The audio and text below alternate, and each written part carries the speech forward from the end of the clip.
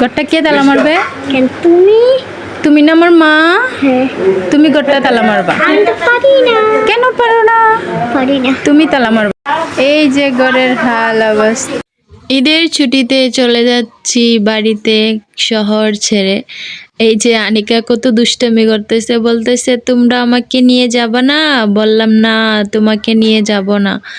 এবার ভাইয়া ভাবি আনিকা ওরা বাড়িতে আসবে, ওরা এবার শহরে ঈদ করবে, তাই আমরা সবাই মিলে চলে যাচ্ছি গ্রামের বাড়িতে ঈদ করার জন্য। এখানে ভাইয়ের ছেলে আছে, যে আপুর মেয়েটা আছে, ও বলতেছে আমাকে ভিডিও করো না। আমি বললাম কেন করব না? আরে এই যে আমার কলিজার টুকরা আপু। আরে তো আনিকা কত দুষ্টামি করতেছে, রাতকের ভিডিও বলে ততটা ভালো হইছে না। আর এই যে আমার জামাই সাহেব, উনি ব্যাগ ট্যাগ গাড়িতে তুলে দিতেছে, আমাদেরকে ভাইয়াও সাথে যাবে, আমাদেরকে ট্রেনে তুলে দিয়ে তারপরে বাসায় আসবে। এখন রাত বাজে প্রায় 11:30। ট্রেন আসবে প্রায় 11:30 বা 1টা বাজবে আসতে। অবশেষে আমরা রেল স্টেশনে চলে যাই। চলে যাওয়ার পরে আমরা ট্রেনের জন্য অপেক্ষা করতেছি অনেকক্ষণ। এখানে সবাই মিলে দাঁড়াইয়া খাচ্ছিলাম। ভাইয়া চিপস কিনে দিল, তারপরে জামাই সাহেবে ভর্তা কিনে দিল, জামের ভর্তা।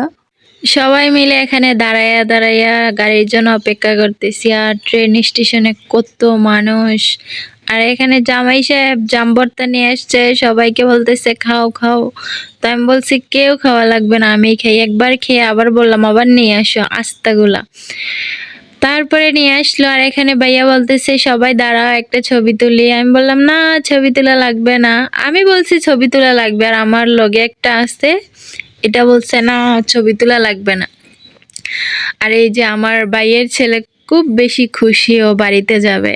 ও মা বাবার থেকে বেশি ওর দাদুকে বেশি ভালোবাসে, সবার থেকে ওর দাদুকে বেশি ভালোবাসে। ওর দাদু জেনে থাকবে, ও এখানে থাকবে, মুরব্বি সাহেব। আর এই যে অবশেষে আমাদের ট্রেনটা চলে আসছে। আর এই যে জামাই ভাইয়াকে বিদায় দিয়ে চলে যাচ্ছি গ্রামের বাড়িতে। সবাই আমাদের জন্য দোয়া করবেন। যাওয়ার সময় আমাদের একটা ব্যাগ হারানো গেছে। মানুষ এমন কেন ভাই? একজনের জিনিসে আরেকজনের লোভ করে। যাই হোক, তারপরে আমাদের ঘরের যে হাল অবস্থা, বাসায় কেউই থাকে না, তার জন্য এরকম বন্ধ ছিল ঘরটা। আর এই যে ফাইনাল লুক, বাসা আসার পরে ঘরটর সব গুছাইয়া অনেক সুন্দর করে ফেললাম। একটা মানুষের ছোঁয়া পেলে সব জিনিসই সুন্দর হয়ে যায়। সবাই ভালো থাকবেন, সুস্থ থাকবেন। ঈদ মোবারক।